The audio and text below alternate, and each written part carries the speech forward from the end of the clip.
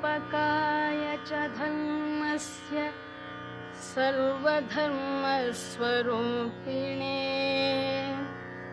अवतारवरिष्ठाय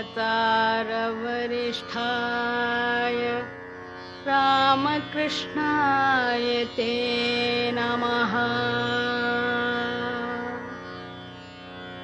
भज गोविन्दं भज गोविन्दं भज गोविन्दं भज गोविन्दं गोविन्दं भज मूढमते भज गोविन्दं भज गोविन्दं गोविन्दं भज मूढमते।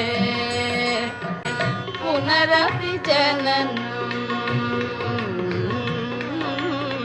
पुनरपि जननं पुनरपि मरणं पुनरपि जननं पुनरपि मरणं पुनरपि जननी जठरे शयनं पुनरपि जननी जठरे शयनं।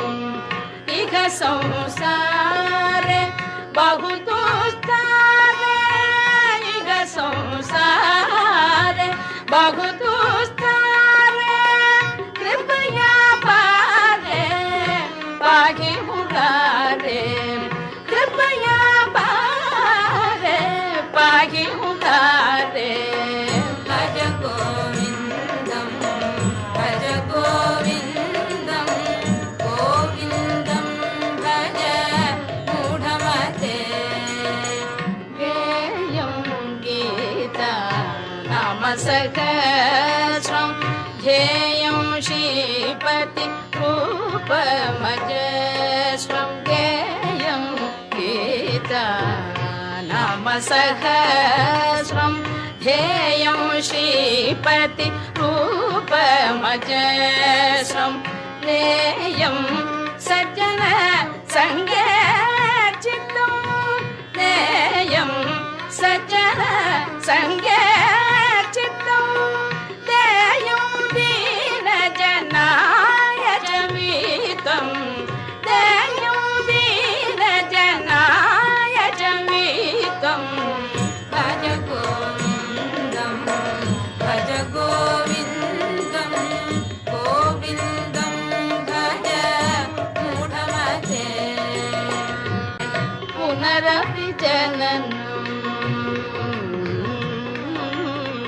पुनरपि जननं पुनरपि मरणं पुनरपि जननं पुनरपि मरणं पुनरपि जननी जठरे शयनं पुनरपि जननी जठरे शयनं। इह संसारे बहु दुस्तारे इह संसारे बहु दुस्तारे कृपया पारे पाहि मुरारे कृपया पारे पाहि मुरारे। भज गोविन्दं भज गोविन्दं गोविन्दं भज मूढमते।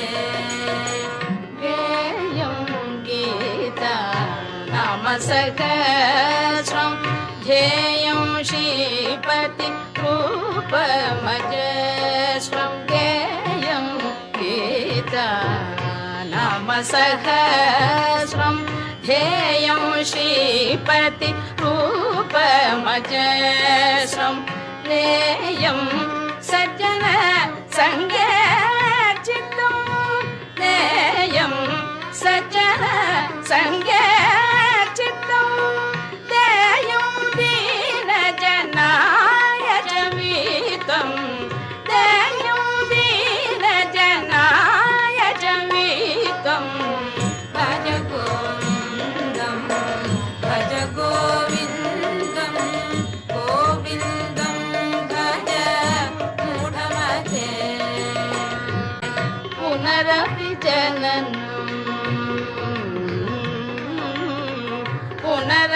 जननं पुनरपि मरणं पुनरपि जननं पुनरपि मरणं पुनरपि जननी जठरे शयनं पुनरपि जननी जठरे शयनं इह संसारे बहु दुस्तारे इह संसारे बहु दुस्तारे कृपया पारे पाहि मुरारे कृपया पारे पाहि मुरारे भज गोविन्दं भज गोविन्दं गोविन्दं भज मूढमते गेयं गीता नाम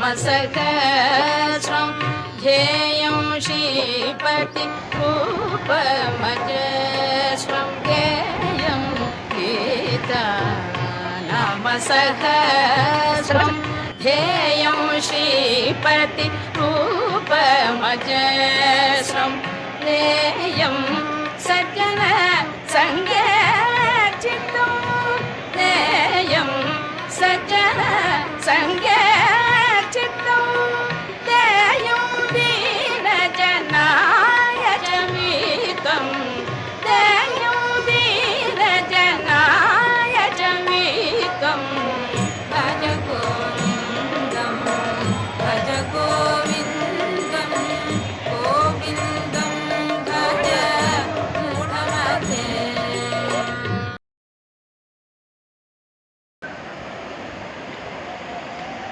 My God.